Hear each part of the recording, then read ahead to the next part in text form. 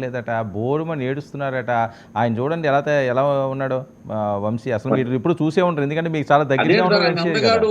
అందగాడు జగన్మోహన్ రెడ్డి లాంటి మగాడికి నచ్చినటువంటి అందం ఉన్న మగాడు, అందమైన మగాడు.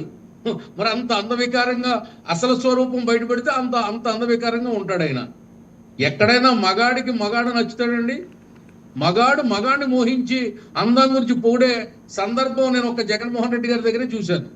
మరి అందగాళ్ళు అందరూ కందిపోతున్నారు, నల్లబడిపోతున్నారు, డీగ్లామర్ అయిపోతున్నారు. పాపం తలకు రంగు కావాలి, మీసాలకు రంగు కావాలి, ఫేస్ ప్యాక్లు కావాలి, మేకప్లు కావాలి, ఇంకా ఒకటే తక్కువ, లిప్స్టిక్ ఒకటే తక్కువ.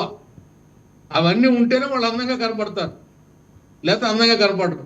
ఎక్కడి నుంచి వస్తాయి సార్? ఇదే పోసాని కృష్ణమురళి చంద్రబాబు నాయుడు గారు అసెంబ్లీ బయటకు వచ్చి ప్రెస్ మీట్ పెట్టి కన్నీరు పెట్టుకుంటే ఏమన్నాడండి?